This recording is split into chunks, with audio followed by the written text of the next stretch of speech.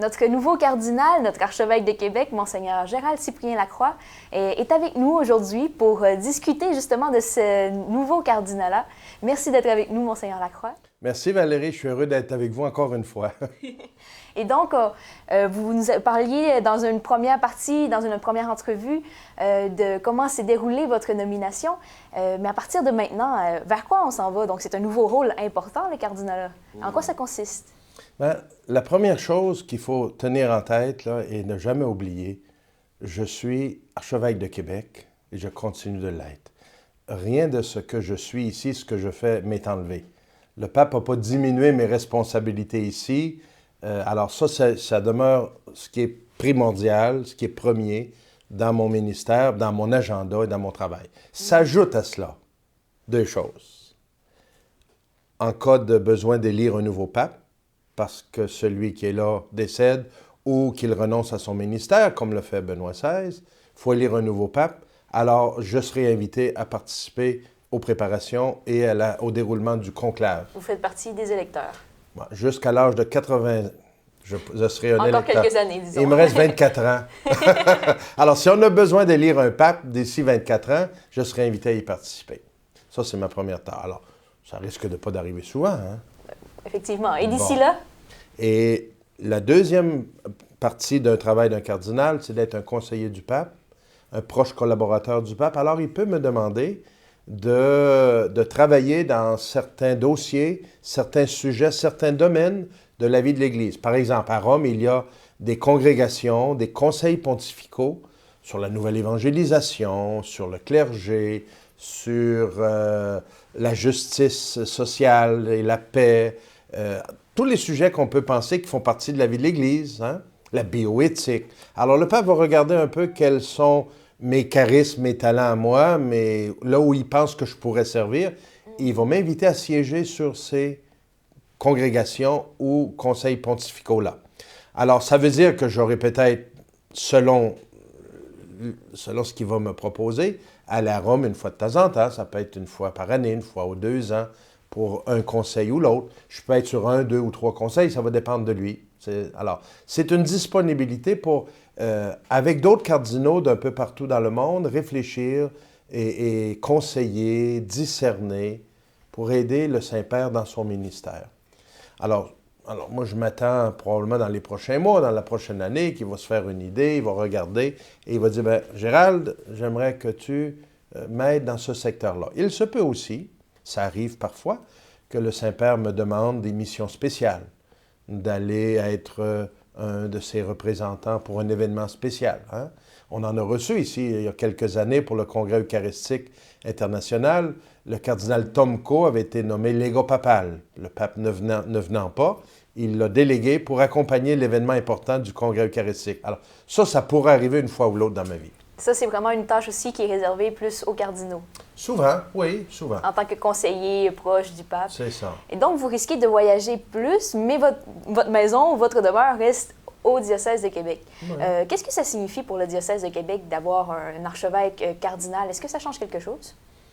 Il faudrait le demander, hein? Parce qu'il y en a eu 7 avant moi qui ont été nommés cardinaux. Le premier cardinal de l'histoire du Canada est un cardinal qui a été nommé à Québec. Le cardinal Taschereau, originaire de Sainte-Marie-de-Beauce, en 1886 ou environ, si je me trompe. Un de vos prédécesseurs de Beauce? Absolument. Moi, je suis le 3e cardinal qui est originaire de la Beauce. Cardinal Vachon après lui et maintenant moi. Alors, qu'est-ce que ça change? Bon, c'est sûr que c'est évident qu'ils devront, les diocésains et diocésaines devront accepter de me partager un petit peu plus avec l'Église universelle. Avec l'Église universelle. Mais je dis ça, mais tout évêque est appelé à ça aussi. Hein? C'est pas parce que je suis cardinal.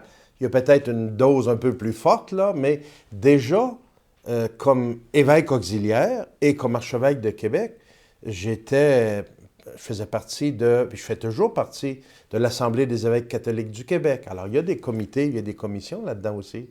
On fait partie de la Conférence des évêques catholiques du Canada. Et je continue à faire partie. Alors ça, c'est déjà une représentation. Et parfois, on est invité à différents événements internationaux.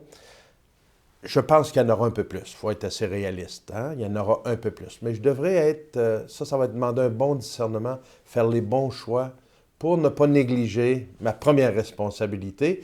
Et moi, je considère que Québec a besoin d'un archevêque vraiment présent ici, qui fait route avec le peuple de Dieu, qui soutient autant les personnes, les ministres ordonnés, les évêques, les prêtres, les diacres, que les agents de pastoral, les équipes pastorales, les mouvements. Alors, moi, comme je vous le dis, je suis un homme de terrain, je souhaite continuer d'être à mon meilleur ici. Mais je veux aussi être fidèle et généreux pour répondre aux appels du Saint-Père. Si ça signifie pour les diocésains de Québec de vous partager un peu plus, comment est-ce qu'on peut expliquer la joie que vous soyez nommé cardinal, la joie partagée qui fait qu'on a célébré ensemble? Bien, écoutez, je pense que, humblement, et en toute vérité, pour un diocèse, que le Saint-Père choisisse un des leurs pour être un de ses conseillers, que ce soit Québec ou un autre diocèse ou une autre région du monde, c'est une fierté de voir un des leurs accéder à ce haut niveau de responsabilité. Je le dis tout humblement, bon, là c'est moi, mais il y en a eu d'autres avant, il y a eu beaucoup de fierté à chaque fois, parce qu'on se dit, l'Église universelle, le pape, pose son regard sur quelqu'un de chez nous qui souhaite avoir dans son entourage un peu plus rapproché. C'est donc dire que nous avons une voix peut-être un peu plus importante à Rome dans nos dialogues, que ce que nous vivons ici, notre expérience, les réalités que moi, qui m'habitent parce que je les vis ici avec les gens de Québec, ben, vont être entendues à Rome. Ça fait un dialogue beaucoup plus facile. Hein? Il est là déjà, ce dialogue, mais il s'intensifie, bien sûr. Et notre expérience, notre vécu, notre histoire et notre devenir ici, évidemment, va être partagé à un autre niveau. Alors ça, je pense que c'est une fierté. Regardez la fierté, j'ai reçu des félicitations de gens même qui disent ne pas avoir la foi. Des gens qui ne partagent pas notre foi catholique, de personnes de d'autres confessions religieuses, chrétiennes ou non chrétiennes, des politiciens, des gens d'un peu partout de la société qui se réjouissent de voir un des leurs être reconnu comme cela par le Saint-Père. Alors, moi, c'est comme ça que je l'explique un peu. Et le 28 février, lors de la célébration du vendredi soir, vous nous avez confié aussi que vous aviez quand même une direction que vous vouliez donner à votre cardinalat en le confiant aux familles. Oui, j'ai d'abord rappelé les 4 pistes que j'avais annoncées il y a 3 ans quand je suis devenu archevêque de Québec. Ça demeure. Ça demeure parce que c'est des pistes prometteuses qu'on travaille, puis on a déjà un bon bout de chemin de fait. Mais je sentais le besoin de donner 2 accents nouveaux, hein, qui ne viennent pas infirmer ce qui était déjà là, mais qui viennent donner peut-être une nouvelle direction, un nouvel accent, la famille. C'est important pour vous?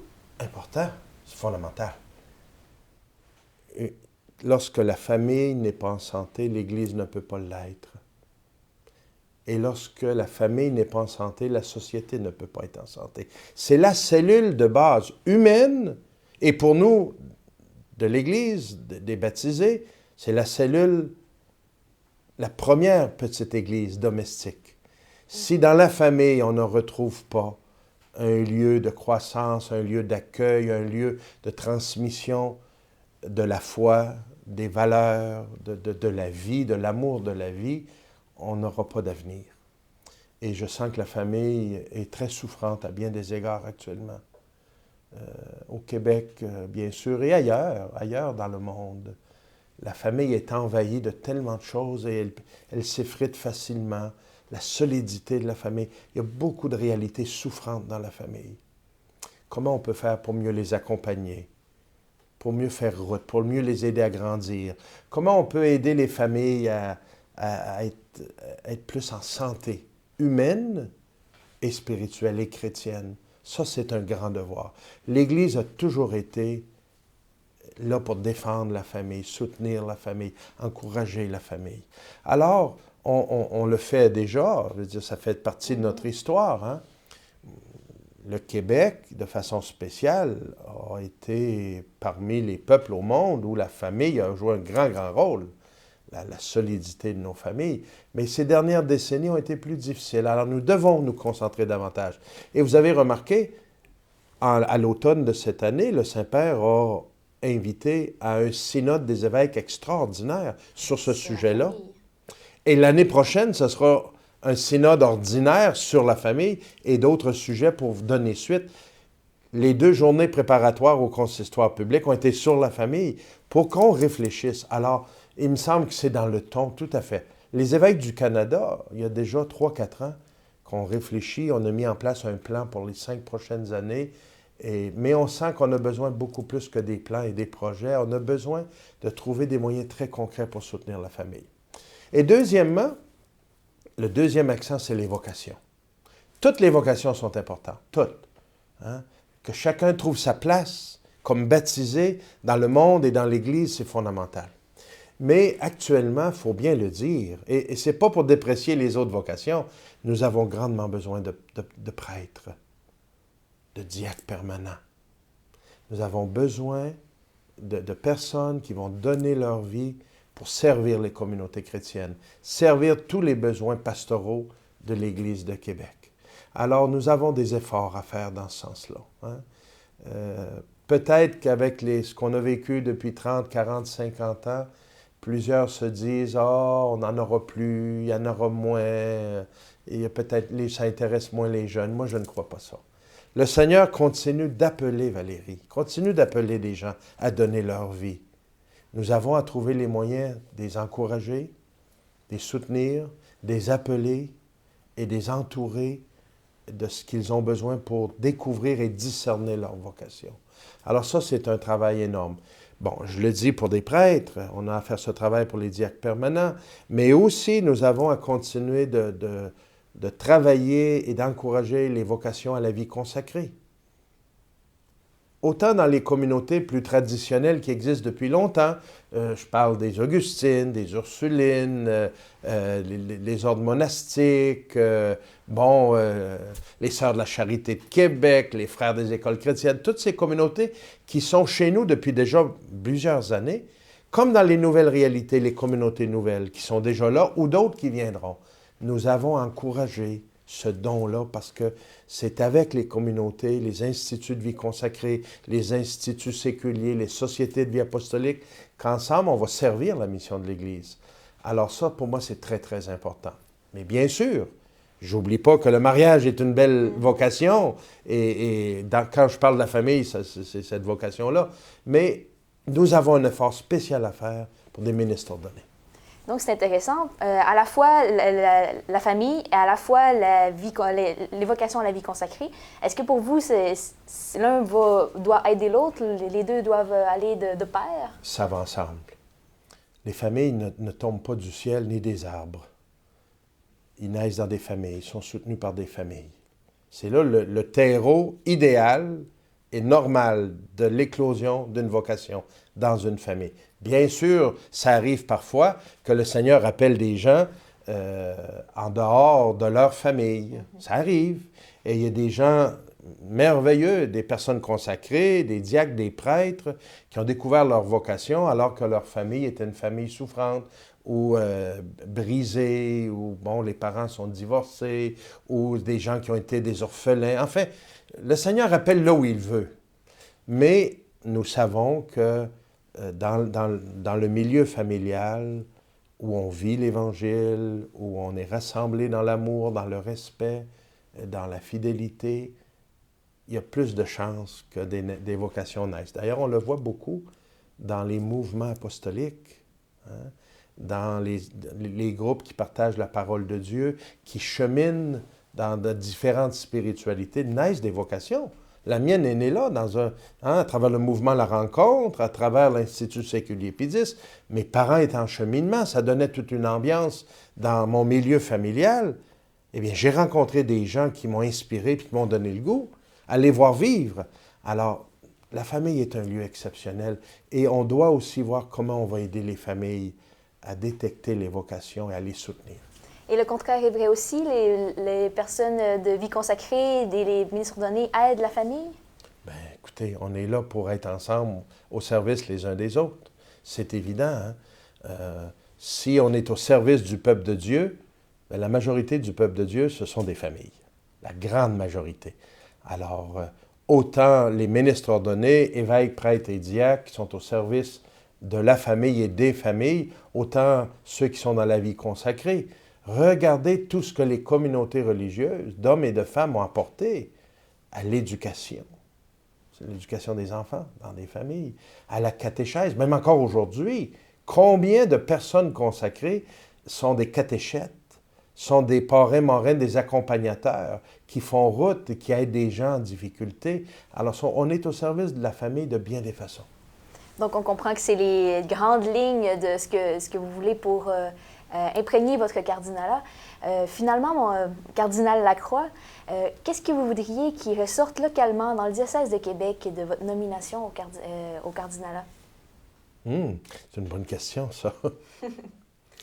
Si nous pouvons découvrir l'urgence pour chacun de nous, les baptisés, hommes et femmes, laïcs, personnes consacrées, diacres, prêtres ou évêques, combien ce qui est premier, c'est de renouveler notre rencontre avec Jésus-Christ, notre rencontre personnelle et notre rencontre communautaire, pour être nous-mêmes le plus possible en harmonie avec l'Évangile et le cœur brûlant de l'amour de Dieu et d'un désir de le partager, ça peut changer le diocèse. Alors, nous laisser renouveler nous-mêmes d'abord.